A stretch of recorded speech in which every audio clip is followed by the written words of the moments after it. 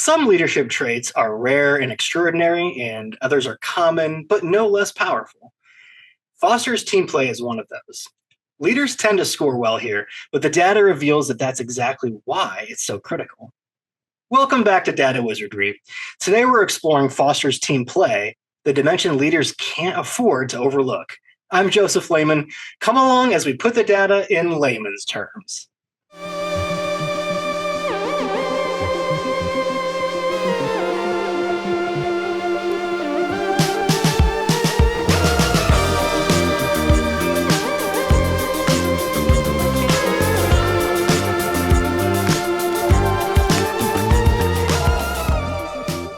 Among all the creative dimensions, Foster's team play holds the strongest association with overall leadership effectiveness.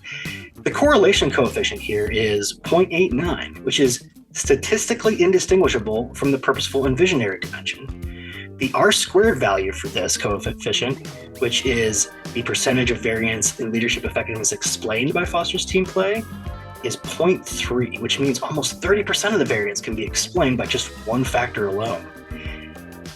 This is as close to a statistical lock as we get in our data. Leaders who score high in Foster's team play are overwhelmingly seen as effective. Translation? People almost universally see those who build collaboration and team spirit as effective leaders. It's practically baked into how we define good leadership. You can be brilliant, visionary, even boldly authentic, but if you can't get people working together, your effectiveness takes a hit. And on the flip side, when you foster real team play, it multiplies the impact of everything else that you do. It's the heartbeat of leadership, and everything else flows better when it's strong. When we look at what undermines Foster's team play, the patterns are crystal clear in the data. The highest negative correlations sit inside the protecting dimension of the reactive structure, specifically distance, critical, and arrogance. These are strong enough to suggest not just a correlation, but developmental implication. Meaningful gains in Foster's team play are unlikely without a concurrent reduction in these reactive patterns. Which makes sense, protecting is a defensive posture.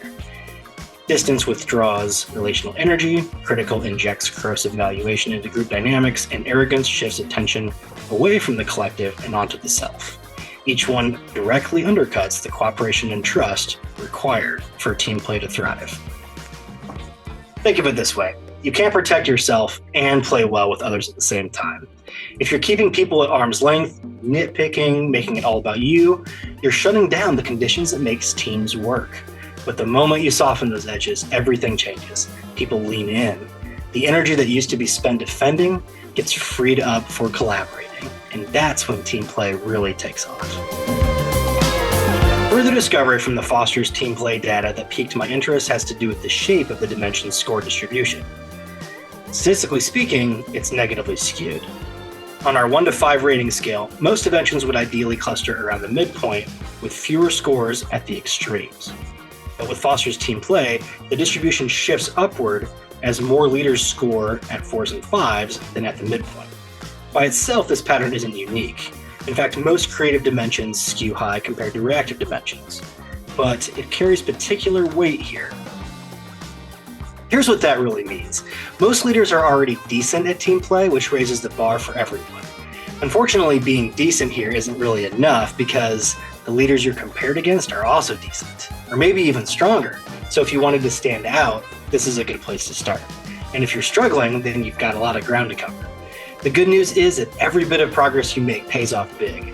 Foster's team play doesn't just make you a better teammate, it's one of the fastest, surest ways to elevate your effectiveness as a leader.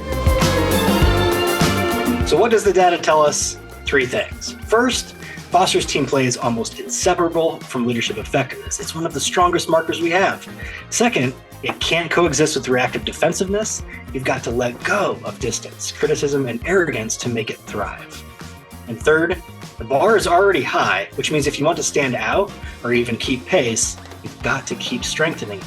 In other words, Foster's team play isn't optional. It's the heartbeat of creative leadership. And the stronger it becomes, the stronger every leader, every team, and every organization becomes. And that's the data in layman's terms. I'm Joseph Leman. Join me next time as we dive into the data for the perfect reactive tendency.